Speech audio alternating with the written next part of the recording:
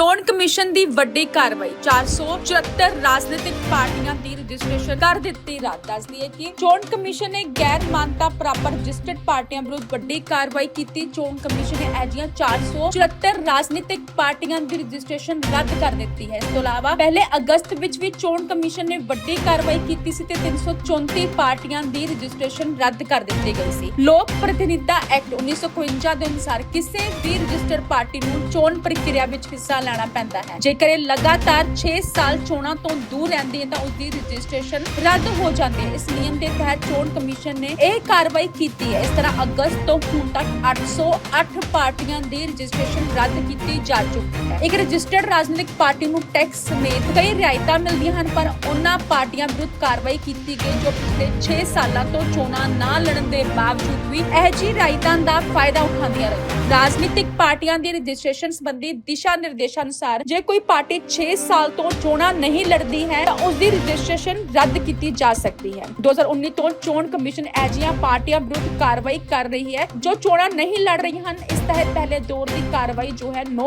ਅਗਸਤ ਨੂੰ ਕੀਤੀ ਗਈ ਸੀ ਤੇ ਫਿਰ ਦੂਜੀ ਕਾਰਵਾਈ 18 ਸਤੰਬਰ ਨੂੰ ਕੀਤੀ ਗਈ। ਇਸ ਤਰ੍ਹਾਂ ਸਿਰਫ 2 ਮਹੀਨੇ ਦੇ ਵਿੱਚ 808 ਰਾਜਨੀਤਿਕ ਪਾਰਟੀਆਂ ਦੀ ਰਜਿਸਟ੍ਰੇਸ਼ਨ ਰੱਦ ਕਰ ਦਿੱਤੀ ਗਈ। ਪਿਛਲੇ 6 ਸਾਲਾਂ ਵਿੱਚ ਚੋਣਾਂ ਲੜੀਆਂ ਹਨ, ਪਰ ਉਹਨਾਂ ਨੇ ਪਿਛਲੇ 3 ਸਾਲ ਤੋਂ ਆਪਣੀ ਵਿੱਤੀ ਆਡਿਟ ਬਾਰੇ ਜਾਣਕਾਰੀ ਨਹੀਂ ਦਿੱਤੀ ਹੈ। ਚੋਣ ਕਮਿਸ਼ਨ ਨੇ ਜਿਨ੍ਹਾਂ ਪਾਰਟੀਆਂ ਵਿਰੁੱਧ ਕਾਰਵਾਈ ਕੀਤੀ ਉਹ 23 ਰਾਜਾਂ ਅਤੇ ਕੇਂਦਰ ਸ਼ਾਸਿਤ ਪ੍ਰਦੇਸ਼ਾਂ ਤੋਂ ਹਨ। ਸਭ ਤੋਂ ਵੱਧ 121 ਪਾਰਟੀਆਂ ਉੱਤਰ ਪ੍ਰਦੇਸ਼ ਤੋਂ ਰਜਿਸਟਰਡ ਹਨ। ਇਸ ਤੋਂ ਇਲਾਵਾ ਬਿਹਾਰ ਤੋਂ 15 ਪਾਰਟੀਆਂ, ਹਰਿਆਣਾ ਤੋਂ 17 ਤੇ ਮੱਧ ਪ੍ਰਦੇਸ਼ ਤੋਂ 23 ਪਾਰਟੀਆਂ ਸ਼ਾਮਿਲ ਹਨ ਜਿਨ੍ਹਾਂ ਦੀ ਰਜਿਸਟ੍ਰੇਸ਼ਨ ਖਤਮ ਹੋ ਗਈ ਹੈ। ਮਹਾਰਾਸ਼ਟਰ ਦੀਆਂ 44 ਰਾਜਨੀਤਿਕ ਪਾਰਟੀਆਂ ਦੀ ਰਜਿਸਟ੍ਰੇਸ਼ਨ ਵੀ ਖਤਮ ਹੋ ਗਈ ਹੈ ਤੇ ਪੰਜਾਬ ਦੀ 21 ਪਾਰਟੀਆਂ ਦੀ ਰਜਿਸਟ੍ਰੇਸ਼ਨ ਖਤਮ ਕਰ ਦਿੱਤੀ ਗਈ। ਚੋਣ ਕਮਿਸ਼ਨ ਦੀ ਵੱਡੀ ਕਾਰਵਾਈ 474 ਰਾਜਨੀਤਿਕ ਪਾਰਟੀਆਂ ਦੀ ਰਜਿਸਟ੍ਰੇਸ਼ਨ ਕਰ ਦਿੱਤੀ। ਰਾਤ ਦੱਸਦੀ ਹੈ ਕਿ ਚੋਣ ਕਮਿਸ਼ਨ ਨੇ ਗੈਰ ਮਾਨਤਾ ਪ੍ਰਾਪਤ ਰਜਿਸਟਰਡ ਪਾਰਟੀਆਂ ਵਿਰੁੱਧ ਵੱਡੀ ਕਾਰਵਾਈ ਕੀਤੀ। ਚੋਣ ਕਮਿਸ਼ਨ ਨੇ ਅਜਿਹੀਆਂ 474 ਰਾਜਨੀਤਿਕ ਪਾਰਟੀਆਂ ਦੀ ਰਜਿਸਟ੍ਰੇਸ਼ਨ ਰੱਦ ਕਰ ਦਿੱਤੀ ਹੈ। ਇਸ ਤੋਂ ਇਲਾਵਾ ਪਹਿਲੇ ਅਗਸਤ ਵਿੱਚ ਵੀ ਚੋਣ ਕਮਿਸ਼ਨ ਨੇ ਵੱਡੀ ਕਾਰਵਾਈ ਕੀਤੀ ਸੀ ਤੇ 334 ਪਾਰਟੀਆਂ ਦੀ ਰਜਿਸਟ੍ਰੇਸ਼ਨ ਰੱਦ ਕਰ ਦਿੱਤੀ ਗਈ ਸੀ। ਲੋਕ ਪ੍ਰਤੀਨਿਧਤਾ ਐਕਟ 1951 ਦੇ ਅਨੁਸਾਰ ਕਿਸੇ ਵੀ ਰਜਿਸਟਰਡ ਪਾਰਟੀ ਨੂੰ ਚੋਣ ਪ੍ਰਕਿਰਿਆ ਵਿੱਚ ਹਿੱਸਾ ਲੈਣਾ ਪੈਂਦਾ ਹੈ। ਜੇਕਰ ਇਹ ਲਗਾਤਾਰ 6 ਸਾਲ ਚੋਣਾਂ ਤੋਂ ਦੂਰ ਰਹਿੰਦੀ ਹੈ ਤਾਂ ਉਸ ਦੀ ਰਜਿਸਟ੍ਰੇਸ਼ਨ ਰੱਦ ਹੋ ਜਾਂਦੀ ਹੈ। ਇਸ ਨਿਯਮ ਦੇ ਤਹਿਤ ਚੋਣ ਕਮਿਸ਼ਨ ਨੇ ਇਹ ਕਾਰਵਾਈ ਕੀਤੀ ਹੈ। ਇਸ ਤਰ੍ਹਾਂ ਅਗਸਤ ਤੋਂ ਹੁਣ ਤੱਕ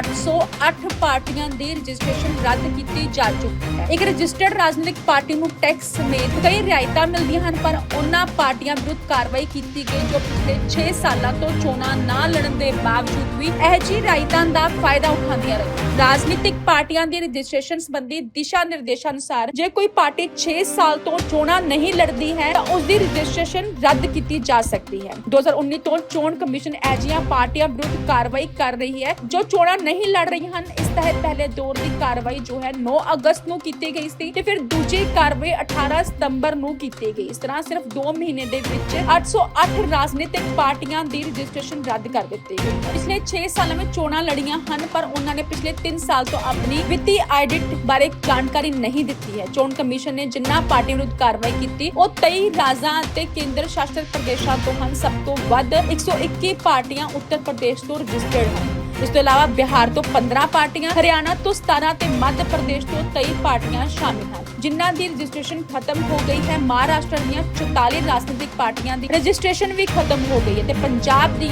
21 ਪਾਰਟੀਆਂ ਦੀ ਰਜਿਸਟ੍ਰੇਸ਼ਨ ਖਤਮ ਕਰ ਦਿੱਤੀ ਗਈ।